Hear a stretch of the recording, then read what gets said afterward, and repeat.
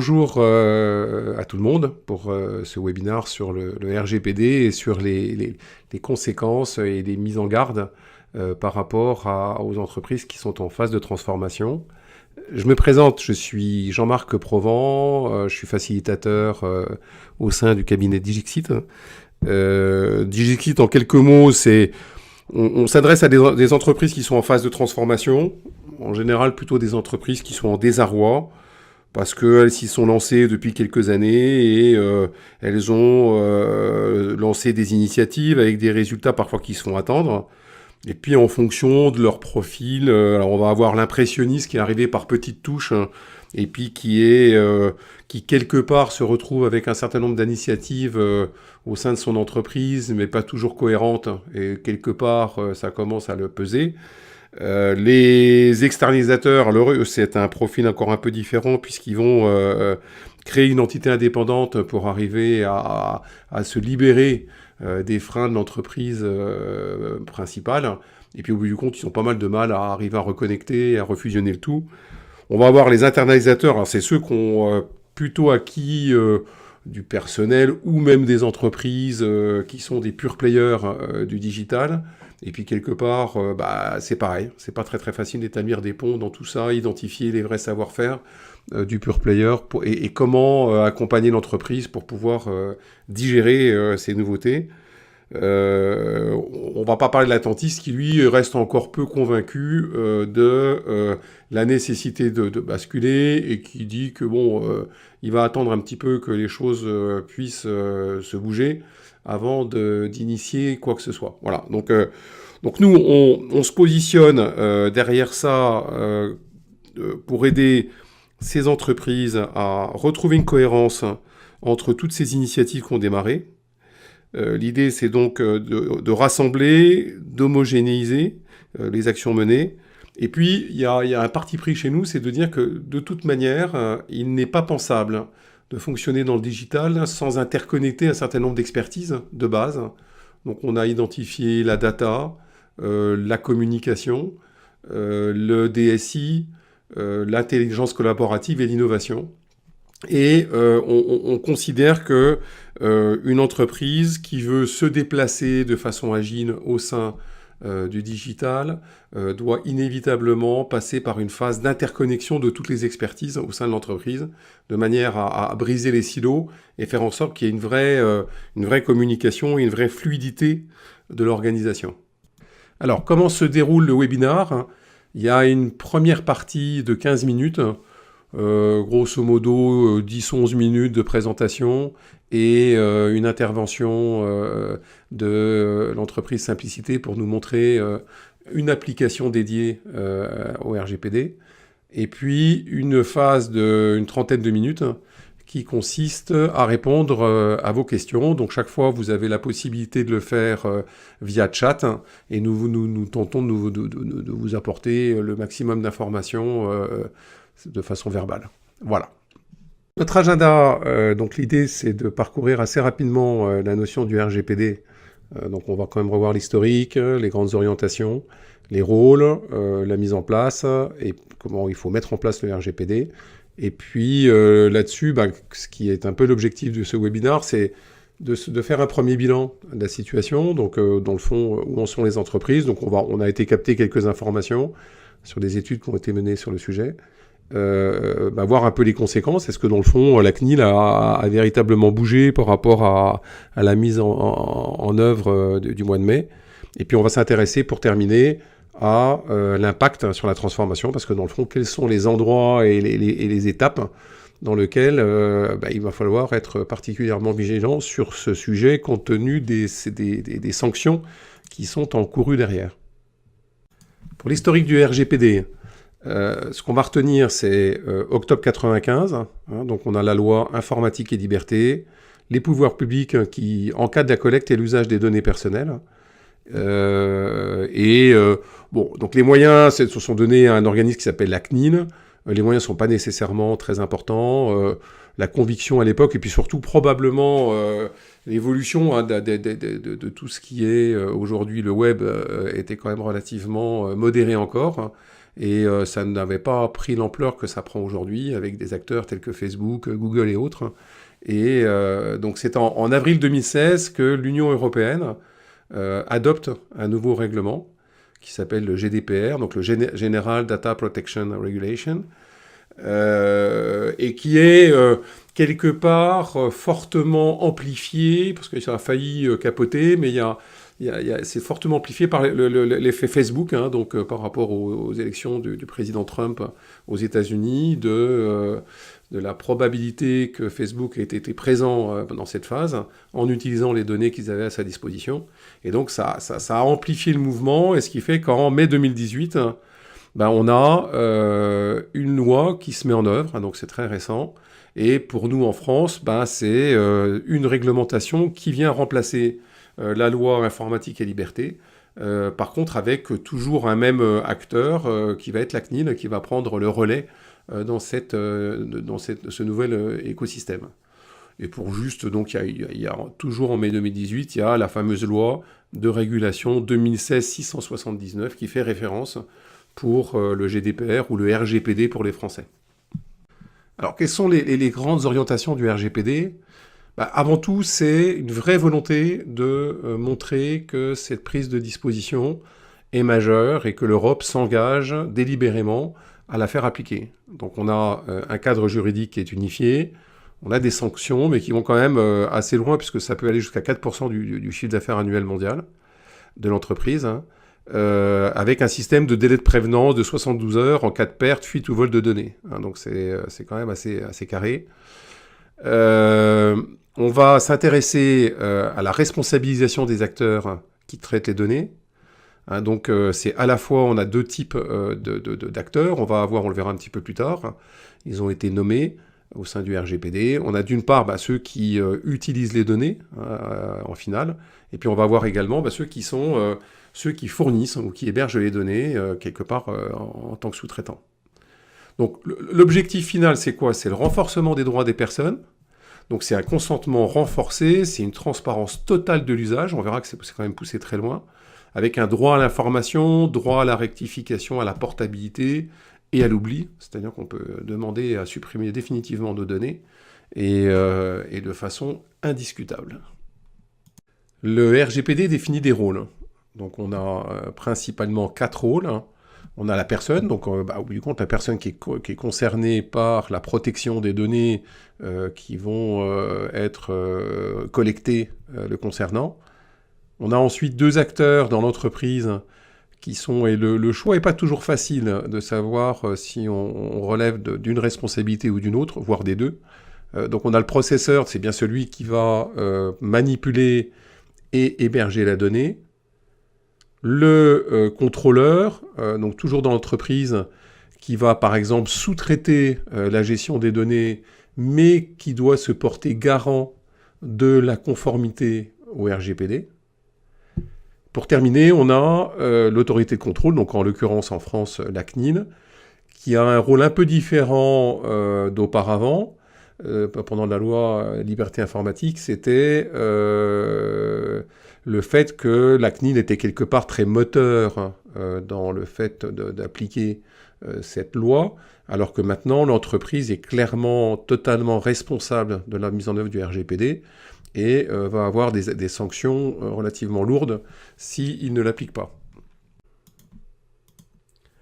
La mise en place du RGPD, donc on va distinguer principalement en termes de plan d'action 5 grandes phases. Bon, la première, il faut désigner un pilote. Hein, donc alors, soit c'est des entreprises de plus de 250 personnes et tout ce qui est public, qui a pour obligation d'avoir un DPO, ce qu'on appelle un Data Protection Officer, ou un délégué à la protection des données, qui va prendre en charge la responsabilité de toutes les actions qui vont être menées. Là, je ne vais pas rentrer dans le détail, et quelque part, les actions qui suivent sont normalement portées par le DPO. Bon, pour les entreprises plus petites, c'est de plus en plus, on entend parler de DPO qui se partagent entre différentes entreprises, parce que le sujet RGPD est quand même assez sophistiqué, il évolue pas mal dans le temps, et donc ça mérite quand même d'avoir un expert derrière, et puis souvent un juriste. La deuxième phase, ça va être de cartographier les traitements. Donc, s'assurer, alors on le verra facilement avec la petite démonstration là, du logiciel en fin de séance, hein.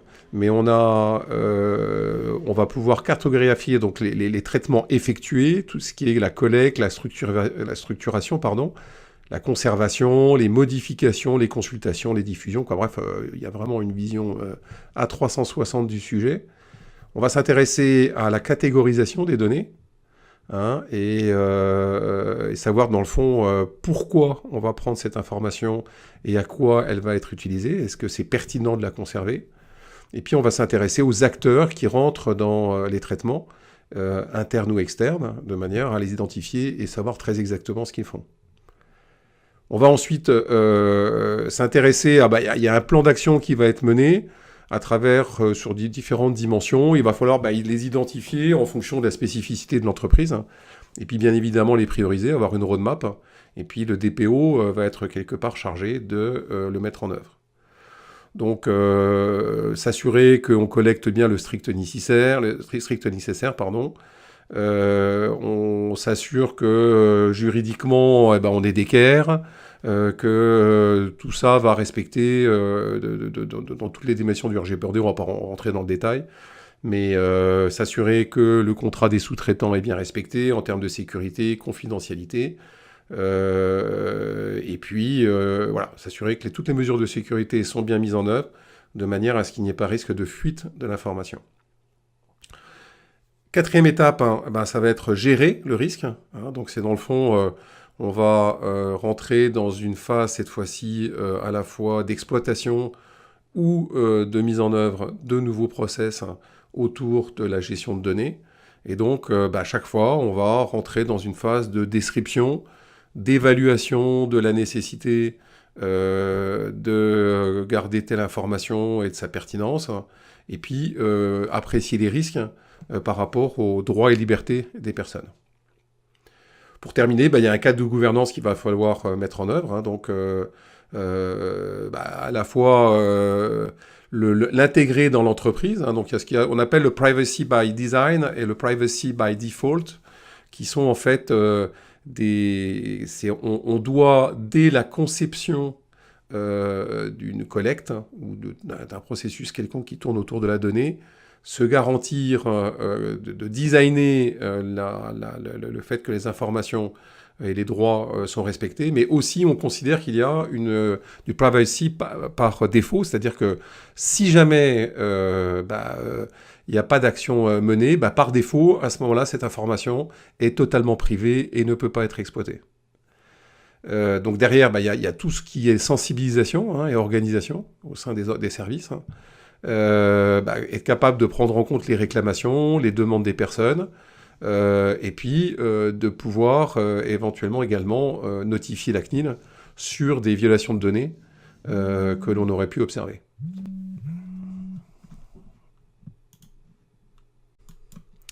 Alors maintenant, si on fait un petit bilan par rapport à ce qui s'est passé, c'est évidemment une vision très restreinte, puisque c'est depuis le 25 mai que le RGPD a été mis en application.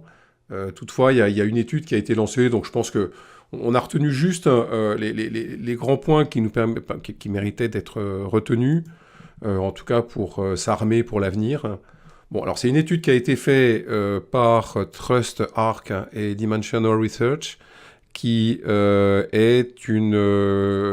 été faite auprès d'une population partagée entre l'Europe, les États-Unis et l'Angleterre. Donc c'est important juste de le rappeler. Ce qui est pas mal aussi, c'est de voir qu'au niveau des départements qui ont été interrogés, il y a grosso modo moitié au niveau légal, donc les juristes, et puis moitié au niveau de l'IT, avec des fois des départements qui sont déjà spécialisés sur le RGPD, mais qui est quand même relativement faible. Concernant la mise en œuvre, quelque part, ce qui est intéressant, c'est de voir qu'effectivement, on est quand même loin d'arriver à une situation parfaite, malgré qu'il y ait eu l'annonce en 2016 et la mise en application en 2018. Donc on a 20% d'entreprises, alors là on est sur une vision globale hein, de différents pays. On a 20% des entreprises qui considèrent qu'ils ont abouti complètement et qui sont compliance, quoi, qui sont complètement qui respectent le RGPD. On en a 30 qui disent qu'ils sont en bonne voie, hein, que ça se passe bien et que voilà. Donc on a grosso modo la moitié de gens qui considèrent que. Et puis le reste, bah, c'est soit j'y vais mais ça démarre, ou carrément j'y suis pas du tout. Et voilà. Donc on a quand même 50% d'entreprises qui sont plutôt sur la bonne voie. Et puis 50% qui sont a priori à la traîne et qui sont loin d'être là où on les attend pour le mai 2018. Dernier point qui nous paraissait important de retenir dans je dirais, toutes les informations que fournissait cette étude, hein, c'est de voir que 80% des compagnies disent avoir besoin de faire appel à une tierce partie, à la fois en technologie, hein, dans 55% des cas, et également dans tout ce qui est expertise autour du RGPD, jugé suffisamment complexe pour ne pas être intégré dans l'entreprise. Donc ça, c'est ce qu'on doit retenir de ça, c'est que, a priori, c'est bien une fonction aujourd'hui encore très externalisée, qui mettra du temps pour les grosses entreprises à être intégrées, et voire pour les moins importantes, qui va peut-être rester sous forme de satellite. Concernant les premières sanctions, on aurait pu croire que la CNIL avance tranquillement, mais je pense qu'ils ont voulu vraiment démontrer que leur volonté d'agir vite était là. Alors je pense que ce que l'on dit et les retours que j'ai eus de la part d'un certain nombre d'entreprises que j'ai contactées, c'est bien de dire que, bon, a priori, ils s'attaquent aux grands groupes de manière à déjà les obliger à se bouger. Et puis ensuite, bon, on va laisser un certain nombre de mois, voire une année, aux entreprises moins importantes pour pouvoir se caler, compte tenu du fait qu'elles n'ont quand même pas les mêmes moyens pour la mise en œuvre. Donc on a Optical Center qui s'est quand même pris 250 000 euros. Alors en fait, il était très facile, en manipulant l'URL d'accès au site web d'Optical Center, de pouvoir aller consulter les factures d'autres clients. Voilà, donc ça a considéré comme une fuite importante. Et donc Optical Center a été sanctionné. On a l'Association pour le développement des foyers, qui est en fait une association pour la location pour les étudiants, qui avait reçu un avertissement, pareil, hein, sur le fait que le site n'était pas assez sécurisé et qu'on pouvait accéder à des données concernant les étudiants de façon relativement aisée, et ils n'ont pas suivi les recommandations, et donc ils ont eu une sanction de 75 000 euros. Twitter a été bloqué pour les moins de 16 ans, parce qu'il y a une obligation maintenant des parents à remplir un formulaire et à fournir certains éléments pour qu'un enfant de moins de 16 ans puisse avoir accès à des sites de ce style. On a des SAV, donc des services d'après-vente, qui ont été obligés de sortir, de fermer, parce que tout simplement ils avaient des fuites de données et ils s'étaient pas trop intéressés au sujet du côté client, hein, donc l'interface client. Et au bout du compte, il s'est révélé trop faible. Donc ils ont été obligés d'arrêter les sites pour refondre complètement leurs applications. Et pour la petite histoire, il y a, je crois, depuis quelques jours, il y a une opération qui est lancée contre la boutique officielle de l'Élysée qui laisserait supposer qu'ils ne sont pas conformes au RGPD. Voilà. Donc, ce qu'il faut retenir de ça, c'est quand même qu'il y a des véritables sanctions sur un espace-temps très court, que la CNIL prend une position d'attente vis-à-vis des entreprises aux moyens plus réduits, de manière à leur permettre d'atteindre l'objectif de la RGPD. Mais il y aura clairement, à horizon un an et demi, une action beaucoup plus volontaire de la part de la CNIL pour sanctionner toutes les personnes qui ne respecteraient pas la RGPD. Enfin, pour un petit peu illustrer comment la RGPD vient agir et impacter la transformation d'une entreprise, j'ai repris la matrice de transformation de Digixit. Alors peut-être que certains d'entre vous, ayant participé à d'autres webinaires, sont maintenant familiers avec cette matrice. Donc ce qu'elle exprime, c'est d'une part les différents domaines principaux sur lesquels il va falloir se focaliser pour évoluer. Hein, donc on a le leadership, l'expérience client, la culture et l'organisation, la data, les technologies, et puis le pilotage global, hein, puisqu'au bout du compte, le pilotage d'une transformation est quand même quelque chose d'assez particulier. Et puis ensuite, on a des phases de maturité qui vont de la phase de compréhension, de ensuite être capable de choisir, de tester pour voir si le choix était bon. On est vraiment dans le test and learn. Hein.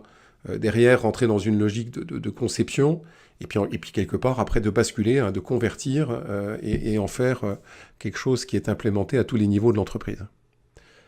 Donc, je ne vais pas rentrer dans le détail, parce qu'une fois de plus, l'espace-temps que nous avons est très court, hein, et on va rester juste sur une vision un petit peu lointaine de couleurs. Hein, donc, ce qui est coloré en rose représente l'ensemble des phases d'évolution de la transformation pour lequel il est nécessaire de tenir compte du RGPD. Et donc, ça, je pense que visuellement, on voit bien que c'est un sujet qui impacte l'ensemble du processus. Et voilà, donc il nous paraissait important que lors de ce webinaire, on puisse vous montrer un petit peu l'influence du RGPD et que vous puissiez en avoir, avoir le maximum de vigilance, hein, sur le sujet.